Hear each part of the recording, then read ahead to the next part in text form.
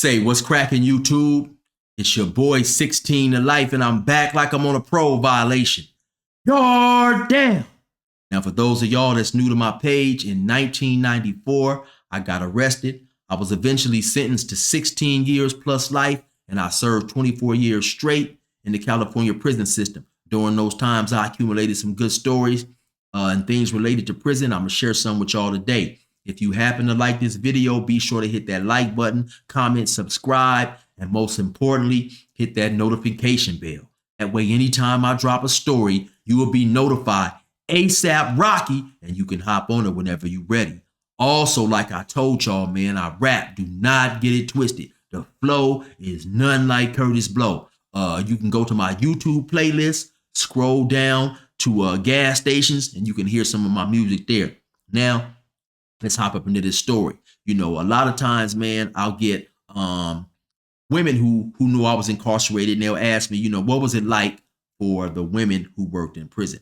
Actually, I was talking to a friend of mine not too long ago by the name of Benedict. Shout out to Benedict. And she was saying she don't think that she could be a CO in a male's prison, just basically due to she'd be scared and the element of danger, which is there is definitely an element of danger at times when you're working in prison, period, man. You know, I've heard of several females getting assaulted, and I only seen one, and it was particularly brutal. So I'll give you a quick, and I done a story about it, and I'll leave a link for the story in the description. I think I called it When Guards Overstep Their Authority, or When Guards Overstep Their Boundaries, something like that, man. But I'll give you a brief description, man.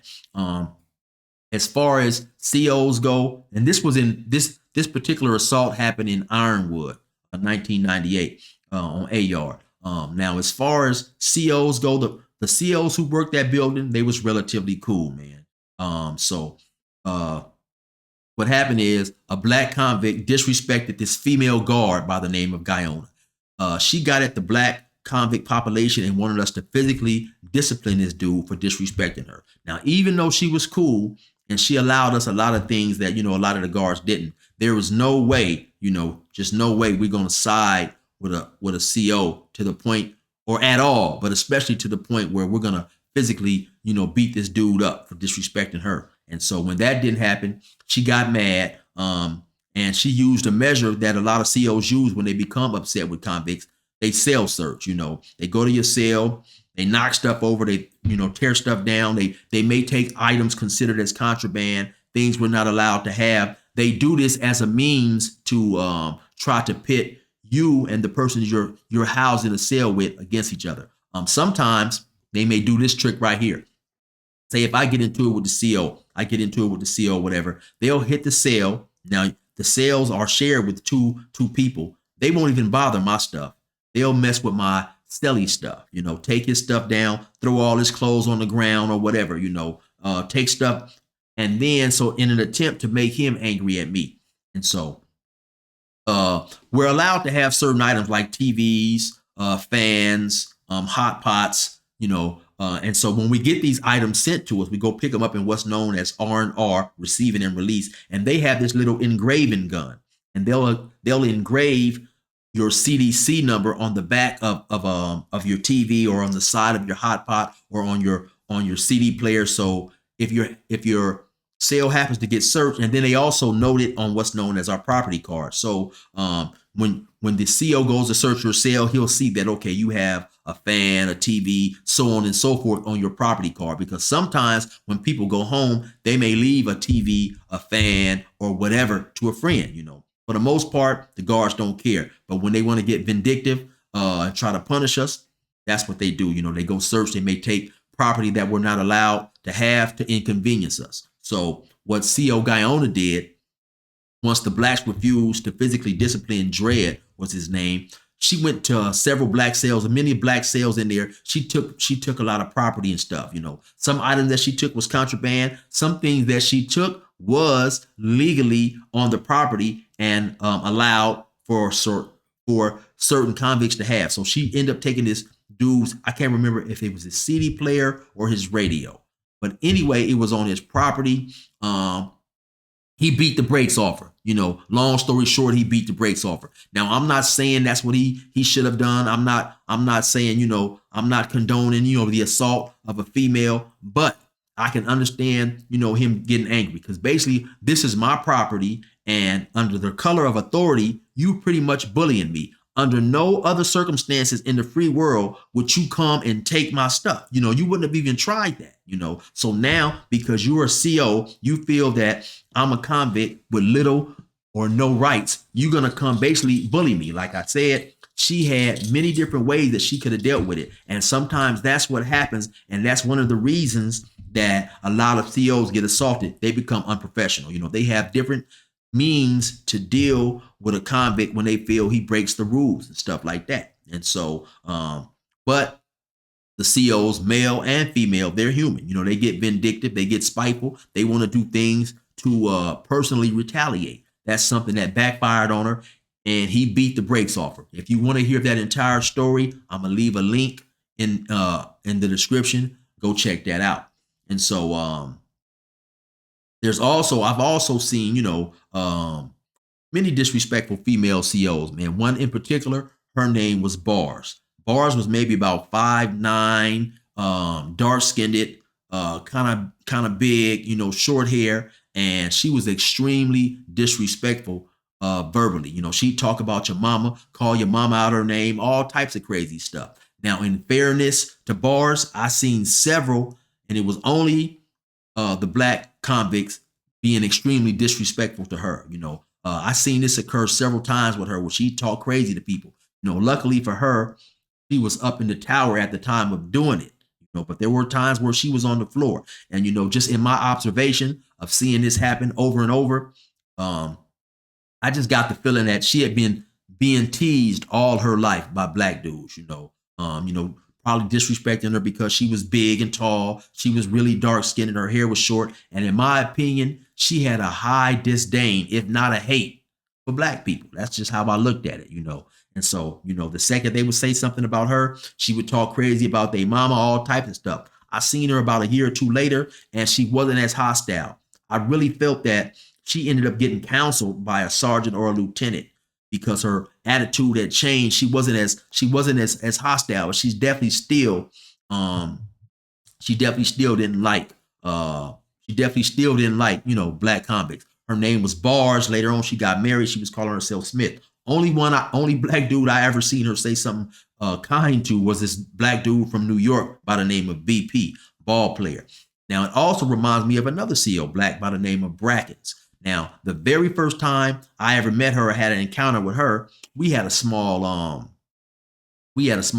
extremely small altercation. So she's working in the building. She's signing everybody up for phone calls. So now how that works is she's sitting at a podium. She's got a list.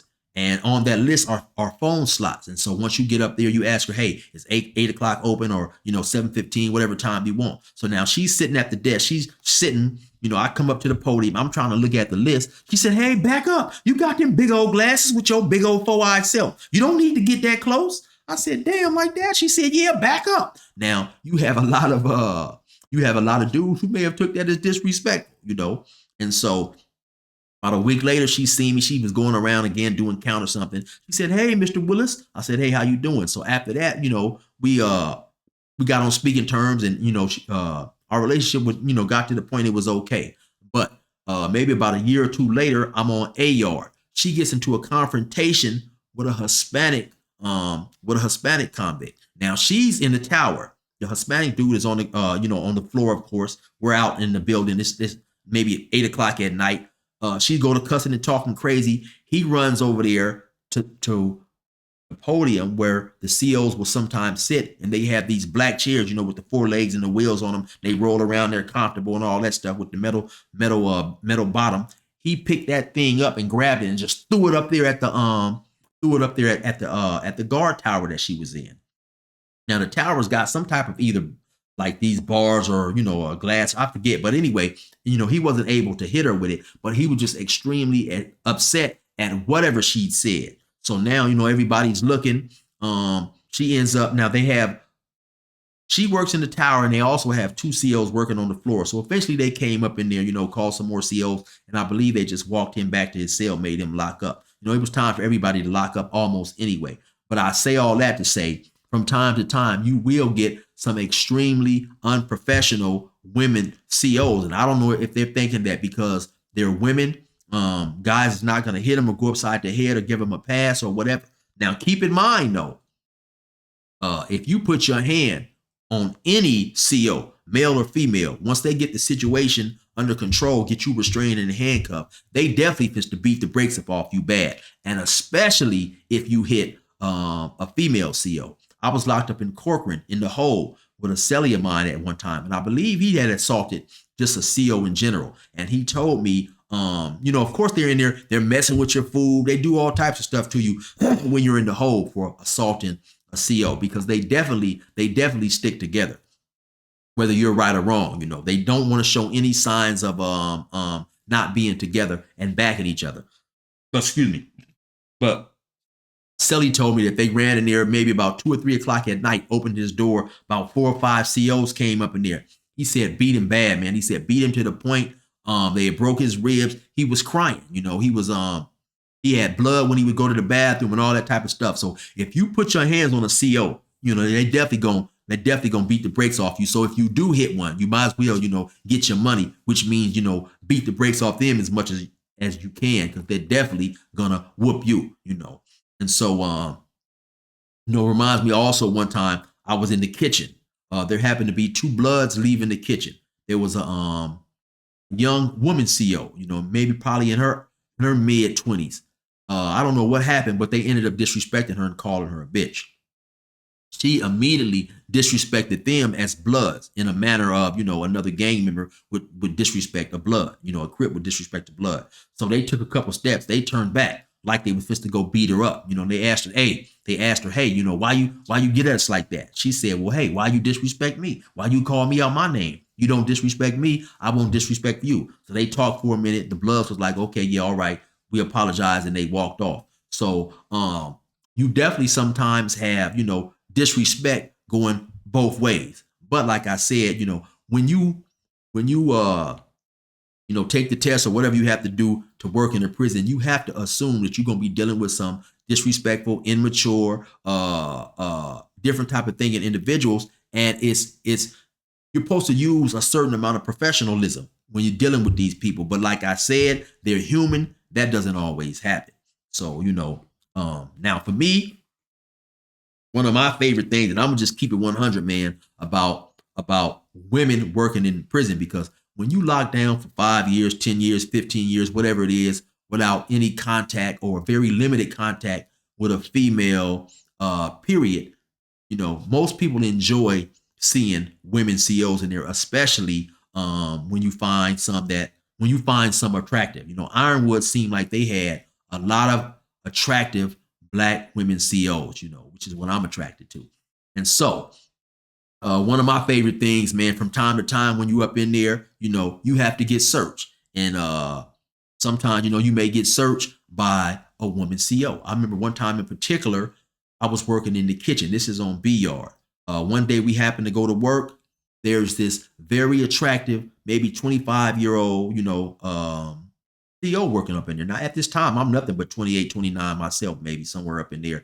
She's very attractive, maybe 5'6", 5'7", curvaceous, nice, And so from that point forward, man, now when we go to work, normally, we're in our prison blues. We got our prison boots on, or whatever. From that point, man, you must have had 5 or 6 dudes. They're coming up in there now. They got their shirts pressed. They got on their personal tennis shoes, because back then we could get a package. We could get personal tennis shoes. They got cologne. They're coming up in there really trying to attract the attention of this CO.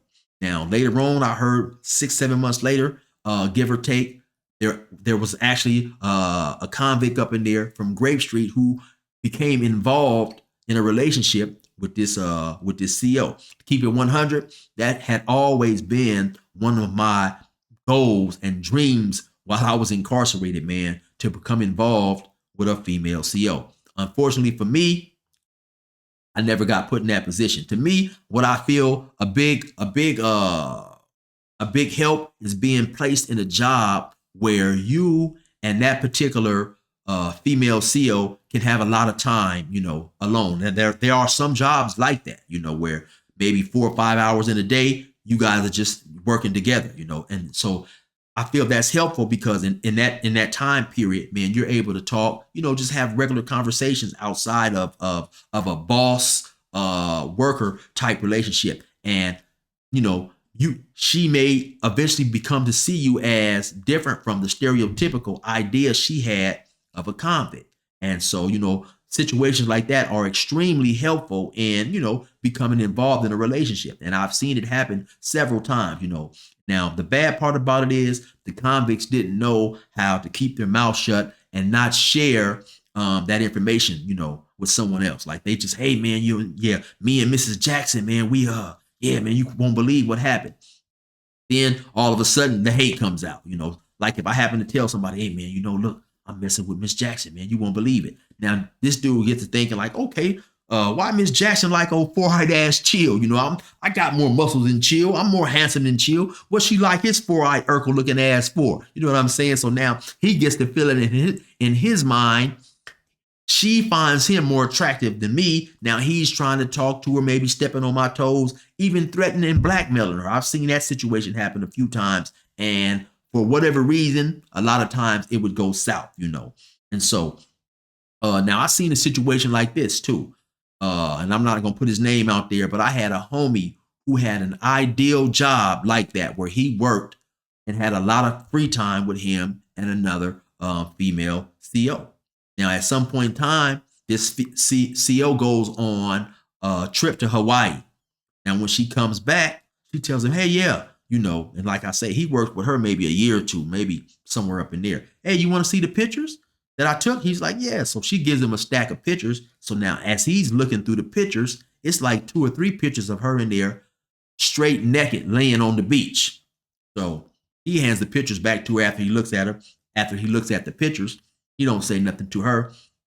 And he came and asked me, he like, hey, Chill, man. He told me the situation. He's like, man, you think that was on purpose? I told him, hell yeah, that was on purpose, man. She liked you. She's trying to give you some action.